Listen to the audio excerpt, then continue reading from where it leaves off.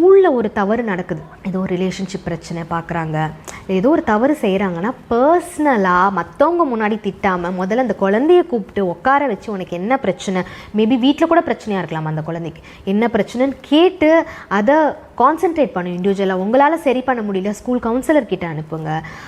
But they have to take some attention. எடுத்தோன்னே escalate பண்ணணும். இது பேரண்ட்ஸுக்கும் பொருந்தும்னு நினைக்கிறேன். நான் என்னோட பேரண்ட் டீச்சர் மீட்டுக்கெலாம் போகும்போது நான் ஒன்றுமே பண்ண மாட்டேன், கைக்கு போட்டு வந்துடுவேன்.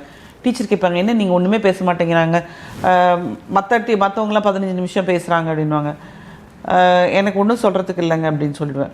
இப்போ ஒரு பேரண்ட் போய் நான் அதை கவனிக்கிறேன், ஒரு பேரண்ட் போய் டீச்சர்கிட்ட திட்டுறாங்க. அங்கே இப்போ எல்லாமே கோஎட் ஸ்கூல்ஸ் தான், பசங்க மானிட்டர் பண்ணுறாங்க. என்னோட பையனுடைய ஸ்கூலுக்கு போகும்போது, அதுவும் +2 படிக்கும்போது, அந்த டீச்சர் வந்து டீச்சர்கிட்ட வந்து அவங்க பேரண்ட்ஸ் திட்டுறாங்க. அந்த பொண்ணுக்கு அவமானமாக இருக்குது. அப்போது நான் வந்து அழகாக போயிட்டு எனக்கு என்ன பண்ணுறதுன்னு தெரியல. நம்ம இந்த இதில் துறையில் இருக்கோம் இல்லையா, நேராக போயிட்டு அந்த அவள் படிப்பாங்க, அவள் எழுதுவாங்க, இல்லைங்க அவள் அவங்க அம்மா சொல்கிறாங்க, நான் யாரோ நான் போய் அந்த குழந்தைய படிப்பேன், இல்லைங்க அவள் படிக்க மாட்டாங்க. அப்படிங்கும்போது நான் அந்த பொண்ணை பார்த்து சொல்கிறேன், மா நான் உனக்காக சப்போர்ட் பண்ணி வரேன், உங்கள் டீச்சரும் பார்க்குறாங்க, உங்கள் அம்மாவும் பார்க்குறாங்க, எனக்காக நீ இந்த பேரை காப்பாற்றுவியா மாட்டியா அப்படின்னு. கண்டிப்பாக படிக்கிறேன் ஆன்ட்டின்னுச்சு.